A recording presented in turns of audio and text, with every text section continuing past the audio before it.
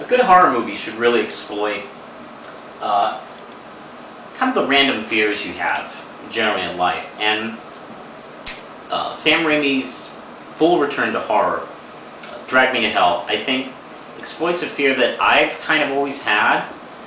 I haven't really discussed too often, and I don't really see horror movies really exploit this really too often.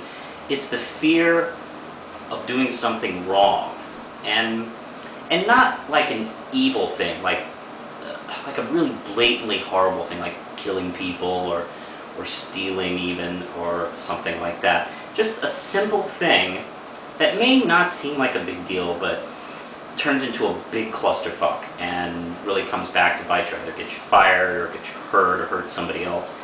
And that is a huge fear of mine. I think if you ask people who really try to do the right thing all the time, probably, this is just me guessing, probably share this phobia as well. Like, oh God, I try to do the right thing all the time, but if I fuck up once, it's going to be horrible. And that's pretty much what the film really has fun with. I mean, that's where it really kind of starts. Alison Lohman, can't remember the girl's name, but she is trying to get a position at her bank, and in order to impress her manager to really show that she can be hardball, she just flat out turns down a creepy old woman. I mean, she doesn't really, I don't know, she doesn't try very hard to look good in front of the people that she's asking for an extension on her house loan. But hey, you know, not everybody's on camera, it's, you know, everybody else's. And what leads from there is a curse that she places upon her, to have her dragged down to hell, literally dragged down to hell within 3 days. The curses start with, you know, creepy things attacking her, and it gets just worse and worse and worse. And the film also stars Justin Long, best known as the Mac in the computer commercials, and he's also in Die Hard 4, by the way. Also, Lorna Raver plays the crazy, scary old woman. And it's really interesting. This is, of course, everybody's talking about how this is Sam Raimi's first big horror film since Evil Dead, Army of Darkness. And he's produced horror films like The Grudge and a few others and stuff like that. But, you know, it's been mainly like thriller and kind of adult movies in the Spider-Man trilogy. And you really do see, if you go back and watch his Evil Dead films, and you watch this one, you really do see what he picked up from all those other films. Because, yeah, there's a lot of Evil Dead in this movie, with creatures attacking from nowhere, which is always, I don't know, I always thought that was one of the most effective things in a horror movie, is the way Sam Raimi has unseen horrors attack people. And there's other moments too where this one fellow gets possessed, and oh my God, I really did forget I wasn't watching Evil Dead for a second, the way he was kind of dancing in midair. But there's also some other influences too.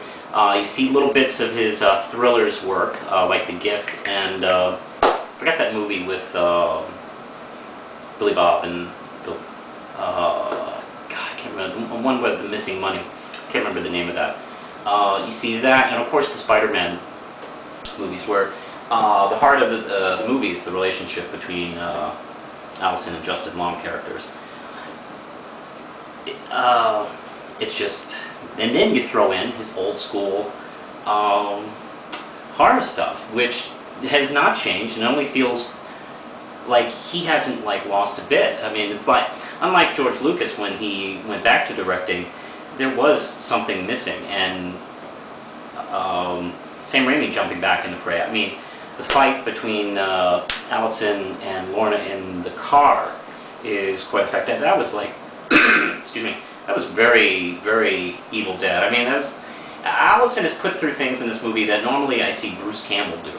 And she does them very well. It's a very good performance, where she goes from cutesy, innocent girly to really kind of, I gotta fight to save myself. And there's some also terrific kind of Hitchcocky moments here and there from the film.